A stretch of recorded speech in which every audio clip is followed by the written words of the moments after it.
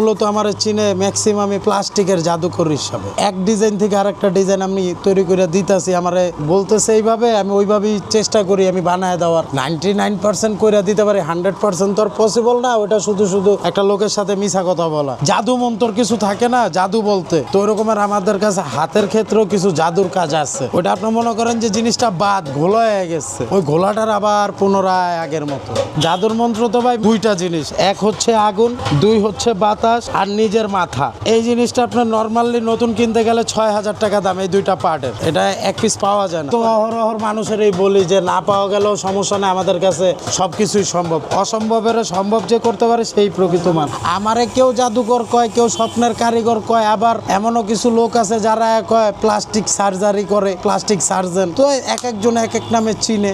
বাবা মা শখ করে নাম রাখছিল রানা, প্লাস্টিক রানা নামেই সবাই চিনে। যেহেতু আমি এটা নিয়েই থাকি, এইটাই আমার সব, এই যে এটার জন্ম দিয়ে দিলাম নতুন করে, আবার শৈশবকালে ফিরে গেল। এটা চেষ্টা করতে হবে ভাই, চেষ্টা না করলে কোনো কিছুই সম্ভব না। যে কোনো বাইকের যে কোনো কাজ প্লাস্টিক বডি সম্ভব কোনো কিছুই না আল্লাহর এই দুনিয়ায় মানুষের কাছে। আমরা বাঙালিরা তো এটার এক্সপার্ট, যেটাই দেও এটাই বানায় লাইতে পারি। জীবনে তো অনেক জায়গায় অনেক কিছু করছেন। আয়ে নাম গো মিরপুর, ভালোবাসা দিমুনি ভরপুর।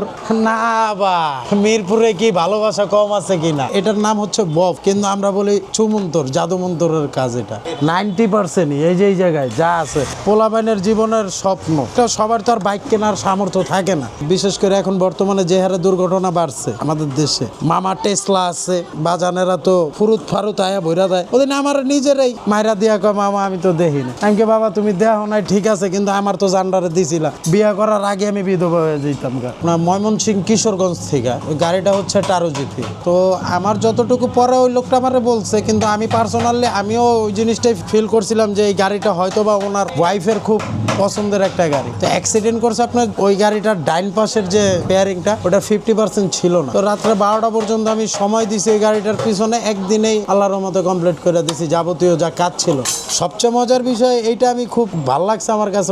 ওনার ওয়াইফে একটু পর পর ফোন দিয়ে কান্দতে আছে ওনার কাছে, গাড়িটা কি হইছে, গাড়িটা কি হইছে। ইভেন আমারও জিজ্ঞেস করছে ভাইয়া আপনি কি পারবেন। আমি হাইসা দিছি কথা শুনে, আমি কি আপু না পারলে তো আর আমার কাছে আসে নাই। 10% তো সময় দিতে পারি না, তাকে কাছে তো আমি খারাপই হবো, এটাই স্বাভাবিক। 90% হাসি মুখেই যায়।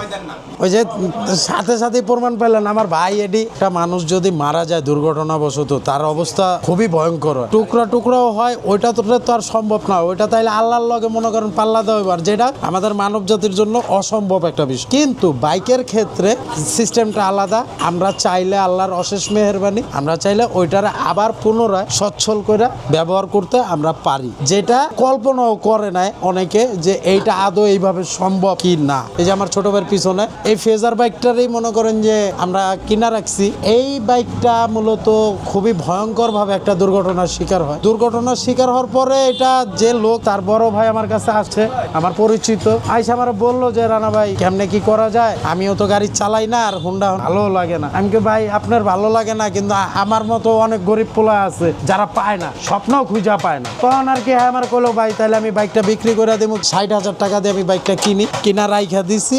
টুকটাক যাবতীয় যা কাজ আছে, নতুন কিছুই লাগাই নাই, এমনি যা কাজ আছিল আলহামদুলিল্লাহ সবই কমপ্লিট করে দিয়া গাড়িটা কালার হয়ে গেল আলহামদুলিল্লাহ। গাড়িটা কেউ চিনবেই না যে এটা আদৌ অ্যাক্সিডেন্ট হয়েছে কি না। কিন্তু ভাই কাজগুলো একটা মজা আছে, মন থেকে করতে চান সেই ক্ষেত্রে আপনার একটা ফিলিংস কাজ করবে। আপনার বাইরে বসে যখন এই জিনিসটা আমি কাজ করি, সেই ক্ষেত্রে যত দামি গাড়ি হোক আমার দিকে একটা নজর সে চাইতে বাধ্য, দেখতে হবে। কেননা কখন কারে কোথায় লাগা যায় আমরা কেউই জানি না। এই যে জিনিসটা ভাঙা, এখন এটা যদি নতুন সে কিনতে যায়, কিনতে গেলে এটার তো আর 2-1 টাকা দাম না। এটা যদি 2-300 টাকাও যদি ওনার মেকআপ হয়ে যায়, তাহলে তো আপনার 1000 টাকা সেভ হইতেছে। এটা আমরা আমাদের ভাষায় বলি খুঁটি, নাটের গ্রুপ। এই জিনিসটার যে বানাবো, এটা মনে করেন যে সবাই বানাইতে পারে না, ভয় পায়, হাত পুইরা যাওয়ার একটা ভয় থাকে। আর যারা কইরা অভ্যস্ত তাদের কাছে এটা কিছুই না।